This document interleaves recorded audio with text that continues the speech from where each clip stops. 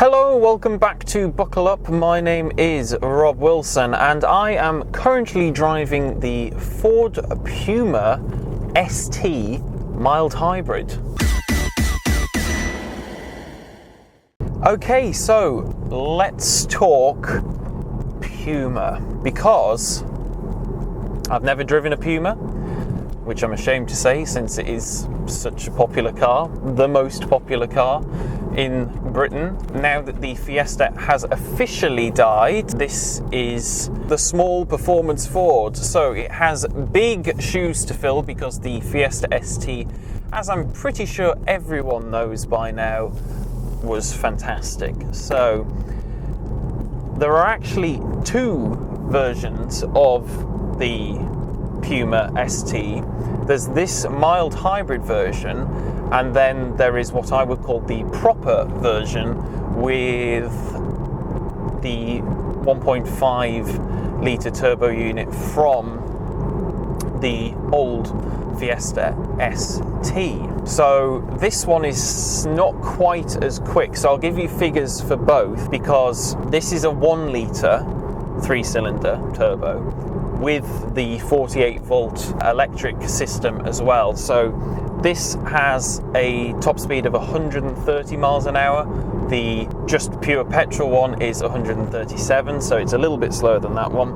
0 to 60 in this one is 7.4 seconds versus 6.7 in the faster one. You get 170 brake horsepower in this one versus 200, near enough, in the normal version, and torque wise you get 248 newton meters in this version and 320 newton meters in the 1.5. So now that we've cleared that up, I can pop it into manual mode and I can press the S button on my steering wheel to pop it into sport, and now my dials have changed and I can flick the paddles down for 3.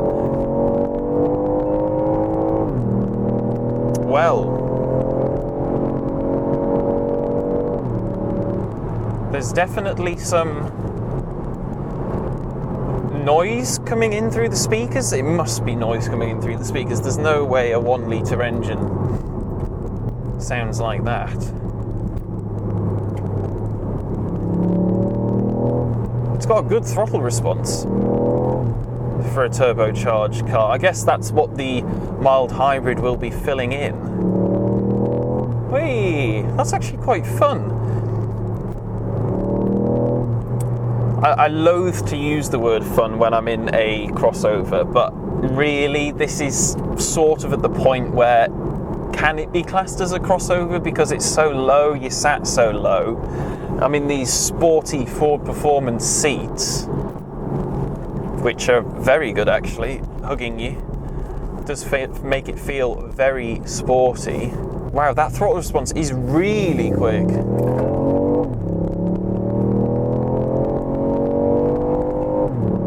It certainly feels hot hatch fast. Whee!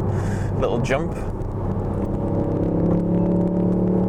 And I like this power plant actually.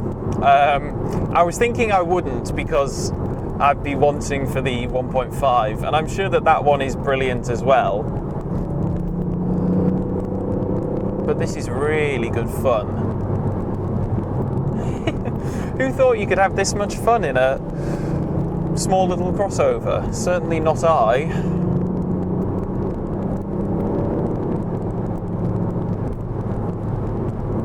Oh, it feels really good actually.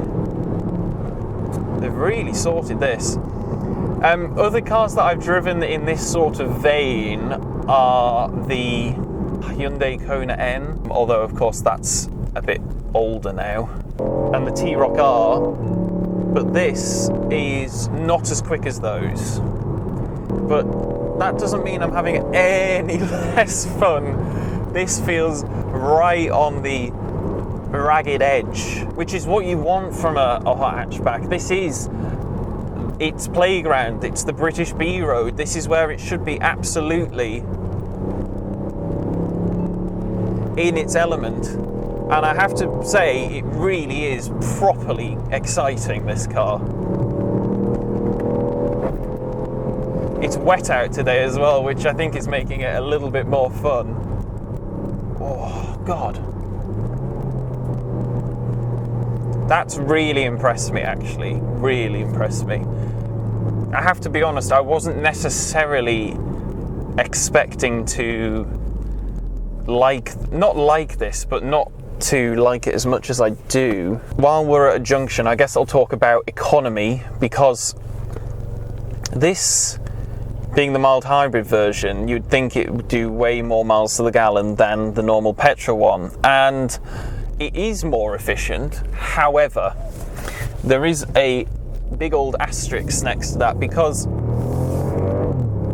this will average 45 miles to the gallon on a WLTP cycle, but the normal 1.5 petrol, which is faster in every way, is 41.5 miles to the gallon on WLTP. So I don't think that that's enough of a difference to warrant going for the mild hybrid. I guess it would make sense from an emissions point of view if you were getting this car on a company car scheme. So that, yes, 100%, that makes sense. But for me personally, if I was buying it, I'd probably want to go for the manual. Then it comes down to price, really, because then you're like, okay, I want the manual, I know that, I want the bigger engine, but how much more is it going to cost me? Well, I'm delighted to say that it will cost you £10 more. Not £10,000, £10. That's all the difference is between this mild hybrid version, which is £31,060 it starts from, the 1.5, £31,070. So, if I was going to recommend something off the back of this, it would be have 3 less coffees this week from Costa. And then you'll be able to afford this car. Oh, not this car, the 1.5 ST. And even weight-wise, because you think, oh, the battery's going to be heavy, it's actually slightly lighter than the petrol one, because the petrol one has that bigger engine. It has the 1.5. This is the 1 litre mated to the 48 volt system. So there's only 3 kilograms in it. Okay, so I've talked about the driving experience. Let's talk about sitting in here, because as I said, I hadn't been in a Puma, I'm ashamed to say, but it is very familiar if you've been in pretty much any Ford. You've got a Ford Performance steering wheel, you've got these Ford Performance seats, you've got the screen in the middle with the sync system in it, the latest sync Ford system, and I'm delighted to say you do have physical climate controls here down underneath the air vents, which is fantastic to see, because if you've spent any time in a VW product recently, you'll know that it's a bit of a nightmare if you want to put your heated seat on or change the temperature or the fan speed or literally anything. You do also have a whacking great display in front of you that is digital, nicely configurable, and I like the fact that when you put it into sport mode, the dials change and it goes red, because I'm a child. I also really like the colour of this car, the Ford Performance Blue. It's really nicely spec'd, and if I was going to have one criticism of the interior, it would be the fake carbon fibre stuff going on around the centre. That's not my style, but I accept that it makes it a little bit more sporty. What I do like is how quickly the gearbox responds to your inputs as well. We're not talking PDK Porsche box here, but for the entry level Ford Performance car, which this is now, I would say it's very good. Yes, I do like this a lot, actually. So that just proves the rule, really, doesn't it, that you should never judge a book by its cover or judge the car before you get in it, because I'm afraid to say, doing that, because I was like, oh, it's a mild hybrid, oh, it's got an automatic gearbox, oh, it's not a Fiesta anymore, it's a Puma. I don't like that as much, but it has proved me wrong. I'm not quite a convert to the whole crossover idea. Let's not go crazy, but yeah, massively impressed with it, actually.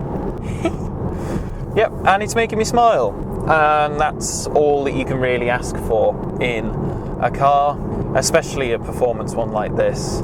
I've got Bang & Olufsen speakers as well, I've just noticed that. There are a lot of nice little premium touches like that, and they are very welcome. Anyway, that's probably enough dicking about. Maybe not. No, okay, sensible.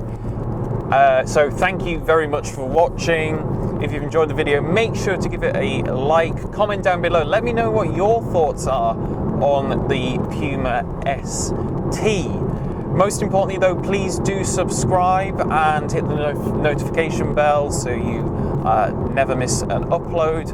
If you want to support the channel, you can do so by becoming a member, or you can buy some merch, which I am sporting today. But thank you very much again for watching, and I shall see you next time. Bye.